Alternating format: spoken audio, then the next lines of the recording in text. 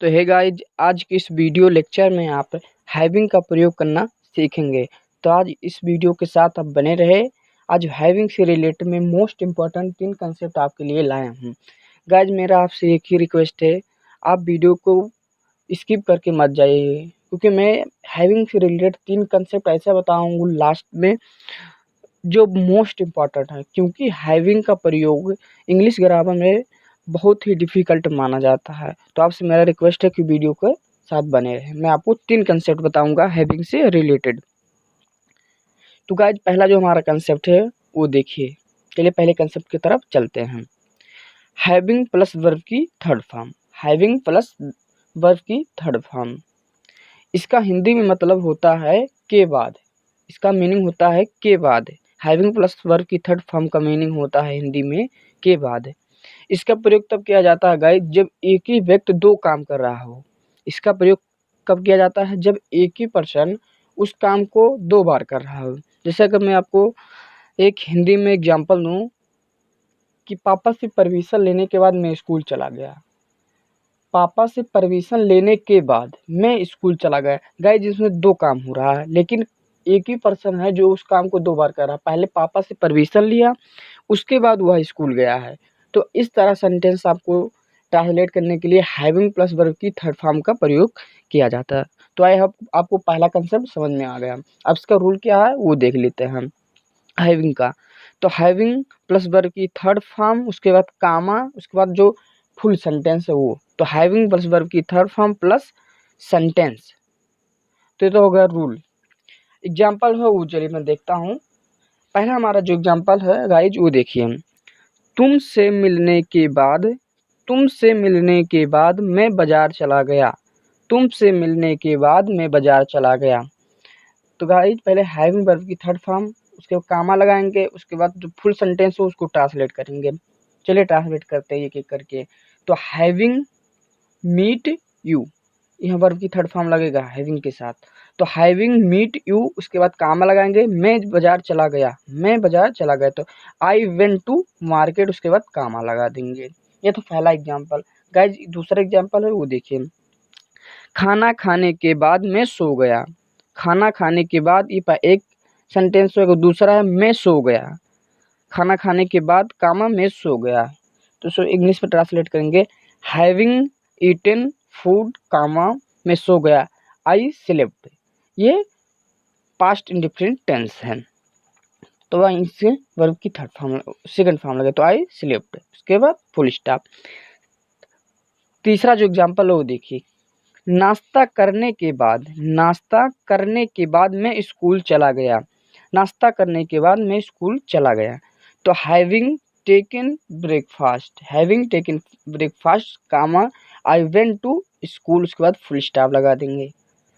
चौथा एग्जाम्पल है जो हमारा बहुत ही इंटरेस्टिंग है। लिखने के बाद मैं सर से मिलने चला गया। लिखने के बाद मैं सर से मिलने चला गया। तो having written I went to meet sir, उसके बाद फुल स्टॉप लगा। तो गाइस, ये था हमारा पहला कंसेप्ट। आई होप आपको बहुत ही अच्छे कंसेप्ट के साथ क्लियर हो गया हो। तो यह हमारे चैनल पे नया है तो इस चैनल को सब्सक्राइब कर लीजिए आगे बढ़ने से पहले। गाइस, हमारा जो सेकंड कंसेप्ट है वो जान लीजिए।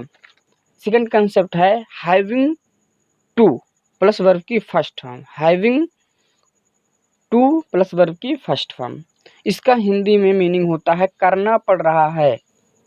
हैविंग टू प्लस वर्ब की फर्स्ट फॉर्म का मीनिंग होता है करना पड़ रहा है। जैसा रूल क्या है वो देख लीजिए।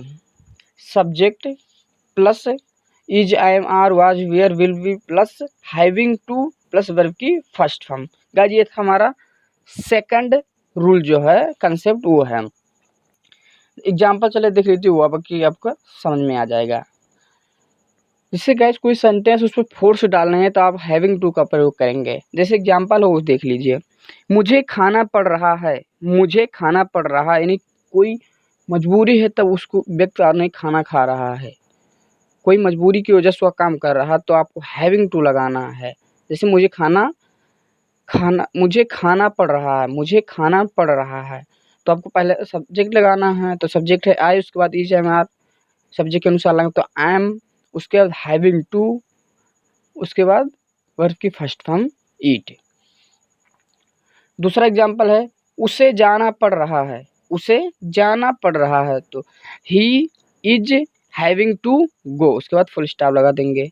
तीसरा एग्जाम्पल है हमें सोना पड़ रहा है, हमें सोना पड़ रहा है तो we are having to sleep, we are having to sleep. तो गाइज ये था हमारा सेकंड कंसेप्ट। थर्ड कंसेप्ट पे तरफ चलते हैं। बहुत ही इंटरेस्टिंग कंसेप्ट है गाइज, उसको आप छोड़िए मत। थर्ड कंसेप्ट है having plus noun, having plus noun. इसका हिंदी में मीनिंग होता है लिए हुए। हैविंग प्लस नाउन, नाउन का हिंदी में मीनिंग होता है लिए हुए। जैसे गाइस आपको रूल बता देता हूँ मैं। पहले subject plus is, I am, are, was, were, will be plus having noun, plus having noun, ये था रूल। अभी मैं एग्जांपल, जैसे कोई चीज़ लिए हो, जैसे मैं मोबाइल लिए हूँ, सचिन बल्ला लिए हुए, वह पेन लिए हुए, तो इस तरह गाइज का आप जब आ जाएगा सेंटेंस में तो आपको हैविंग प्लस नाउन का प्रयोग करना है। जैसे एग्जांपल है आपको मैं बताऊँ, मैं मोबाइल लिए हुए हूँ, मैं मोबाइल लिए हुए हूँ, तो आपको सबसे पहले सब्जेक्ट लिखना है आई, उसके बाद इज, आई एम, आर, तो आई एम, उसके बाद हैविंग प्लस नाउन, तो हैविंग नाउन किसमें है, मोबाइल, तो आ मोबाइल, तो having I am having a mobile, उसका फुल स्टॉप लगा देना हम।